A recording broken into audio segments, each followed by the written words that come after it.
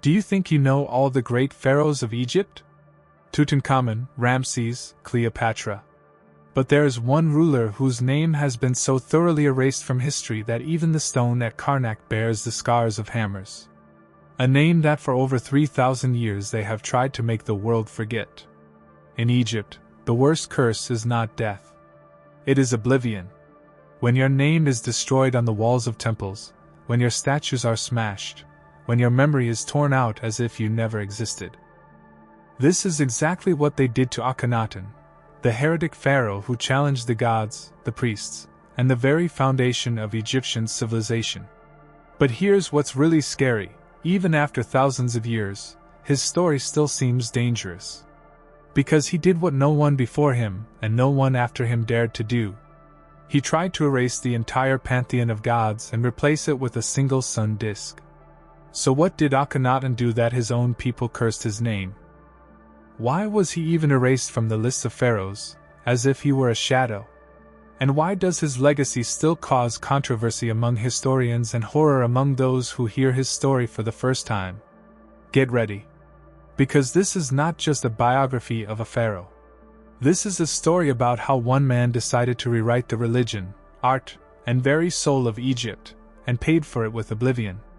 Before our eyes is Egypt during the reign of Amenhotep III. It was a true golden age. Temples shone with gold, treasures from Nubia filled the treasuries, and diplomatic letters from all over the East arrived with requests for alliances. And it was this enormous legacy that his son, the young Amenhotep IV, was to inherit. But from the very first days he looked different. In the reliefs, we see a strange image, an elongated skull, narrow shoulders, but wide hips. He did not resemble the ideal pharaoh, who was depicted as a mighty warrior with shoulders like a god. His body challenged the very canons of art. He ascended the throne around 1353 BC and ruled for almost 2 decades, until 1336 BC. Modern DNA research adds even more mysteries. It turns out that the dynasty to which Amenhotep IV belonged practiced marriage between brothers and sisters for generations. The result? Genetic diseases, deformities, congenital defects. There is speculation that it was precisely because of incest that the pharaoh had serious health and even mental problems. And this is important, because Egypt got an heir not just after a golden age, but perhaps already broken by genetics, with his strange worldview and vision, which would soon turn the whole kingdom upside down. We see a young pharaoh who has just ascended the throne, and the first thing he does is declare war not on his neighbors, but on his own gods. Amenhotep IV declares, Amun no longer exists. There is only Aten, the sun that everyone sees. What happens to an empire when its gods are eliminated by a single decree? It sounded like thunder from a clear sky. Think about the scale of the problem. The temples of Ammonius owned a third of all the land in Egypt. It was a real state within a state. In Karnak, the temple had tens of thousands of slaves, hundreds of thousands of head of cattle, and gold treasuries that rivaled the palace itself. The temples of Ammonius controlled a third of all the land. It was a state within a state. And then a pharaoh appears and says, All this is futile.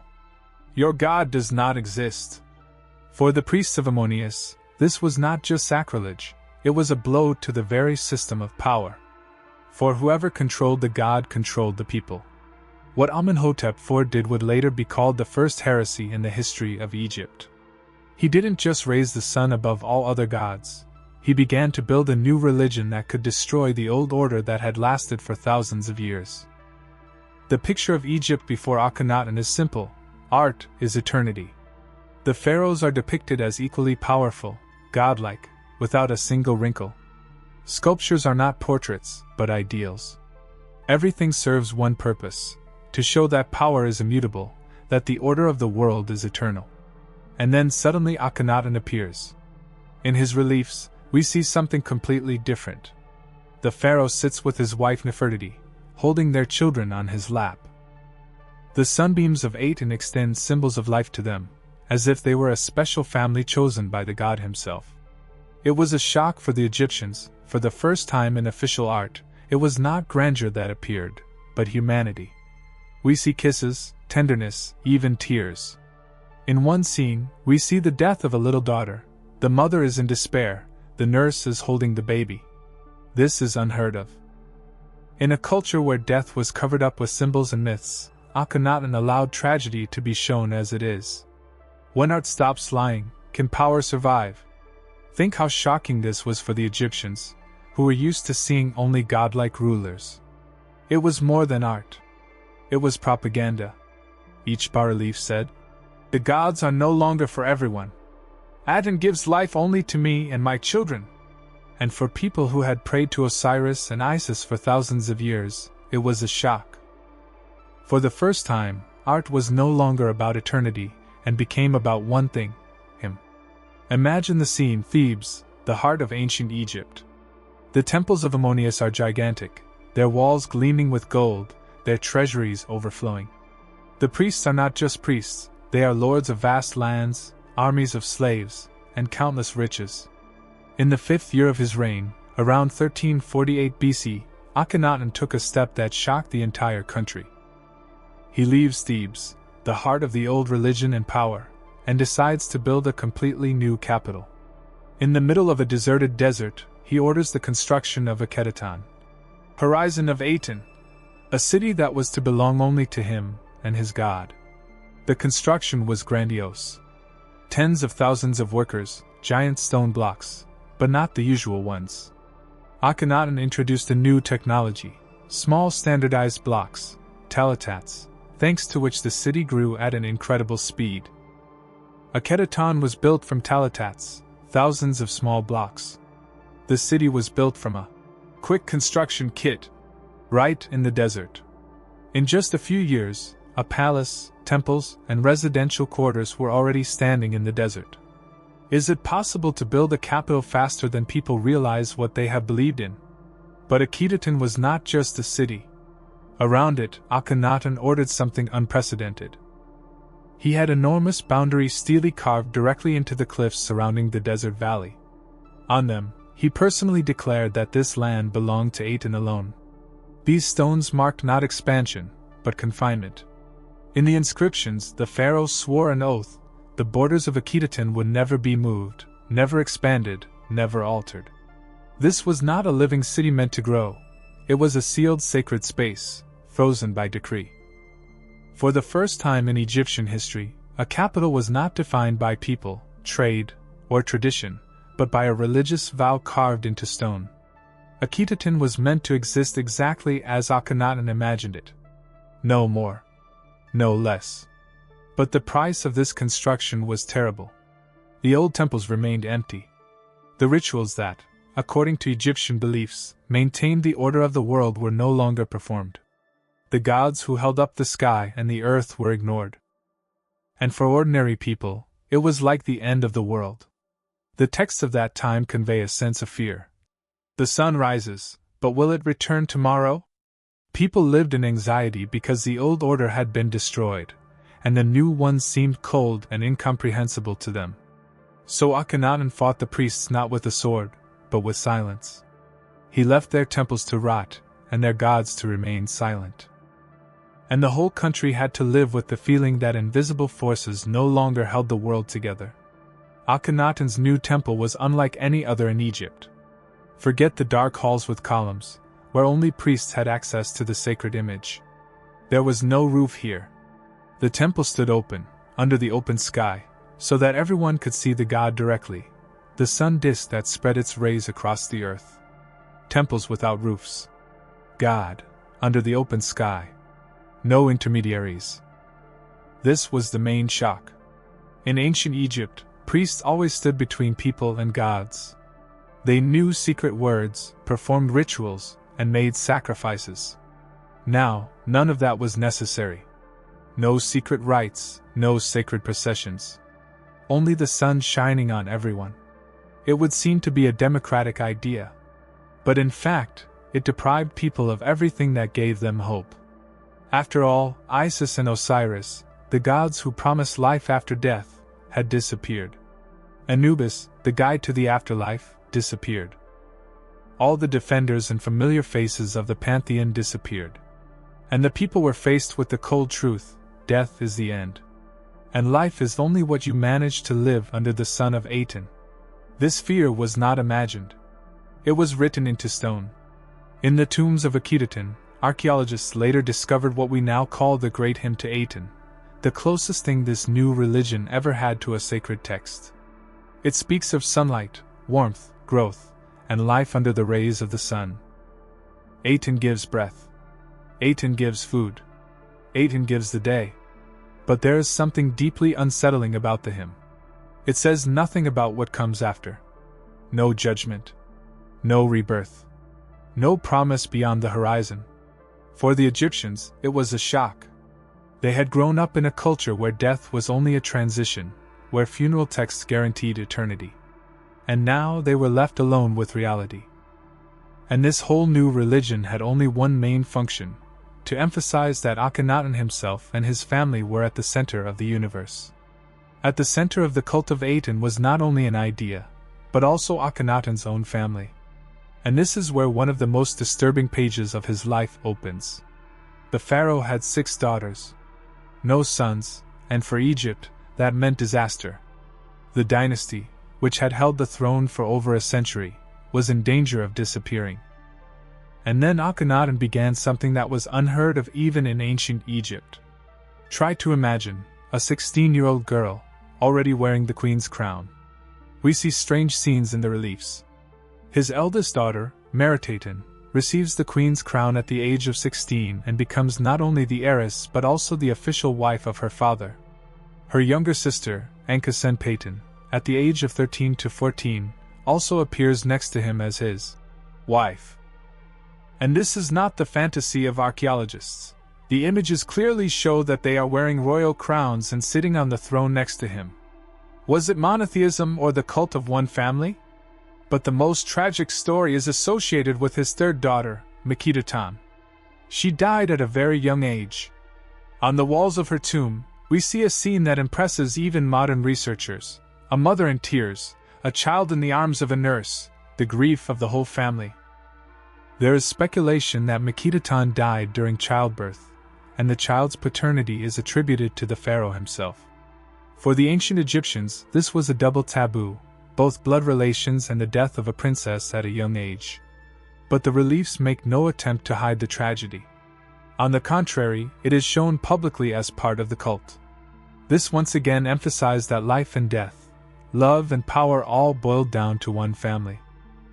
A family that the people were supposed to perceive as the sole center of the world.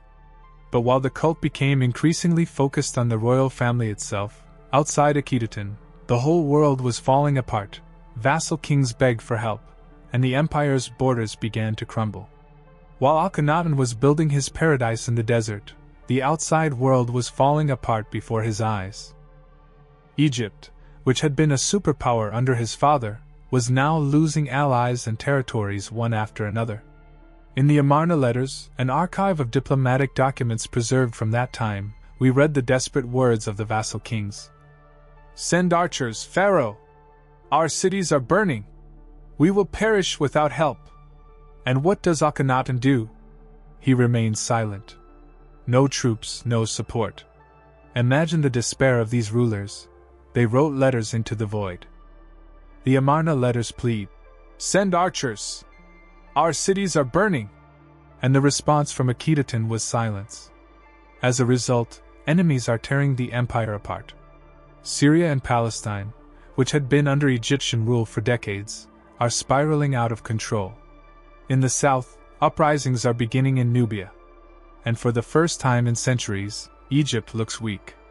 For the common people, this was further proof that the pharaoh no longer protects the country.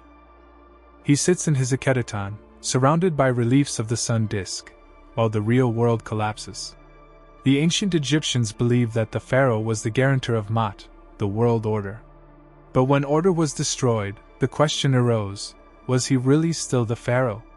The city of Akhenaten, which Akhenaten proclaimed the horizon of the sun, began to decline during his lifetime. Workshops closed, neighborhoods emptied, people left the desert and returned to the old cities, where priests lived, but it was safe and understandable.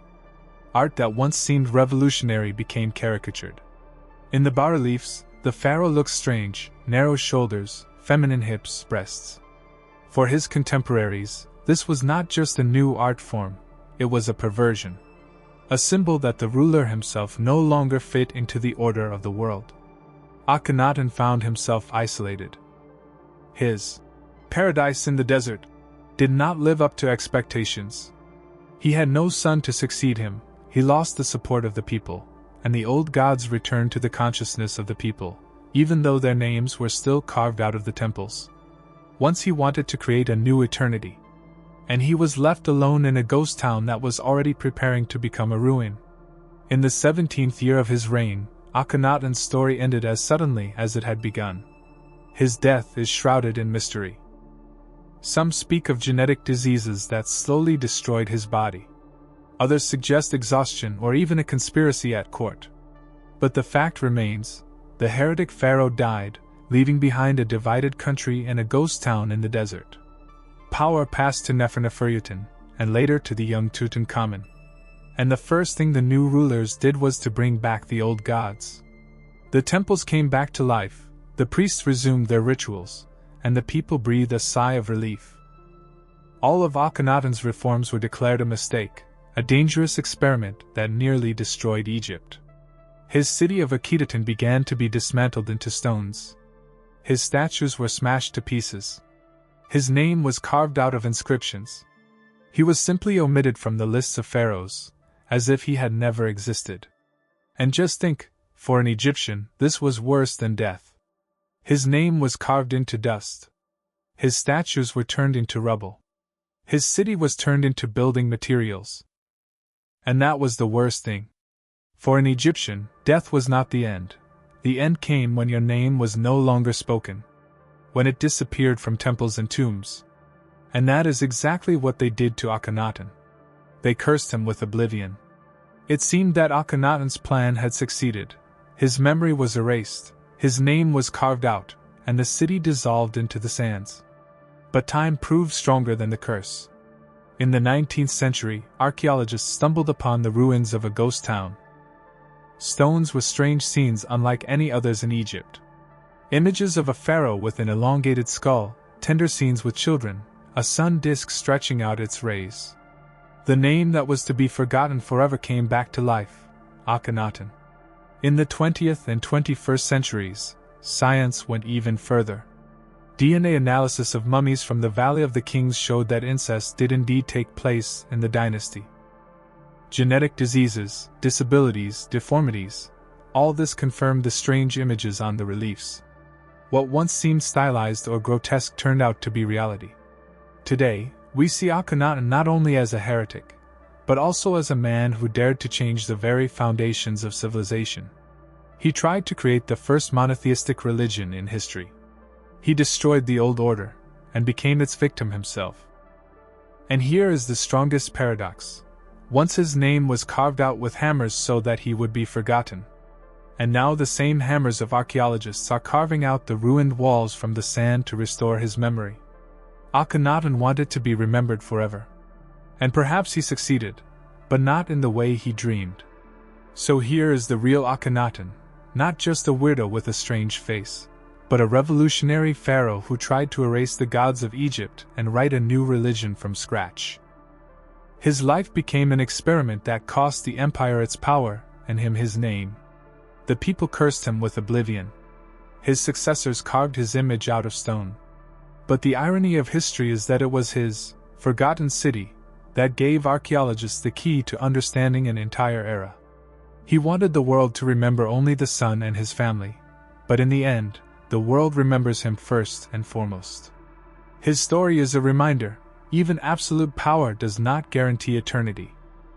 Because sometimes the greatest curse is not death, but that your name will be spoken 3,000 years later not as an example of greatness, but as an example of heresy.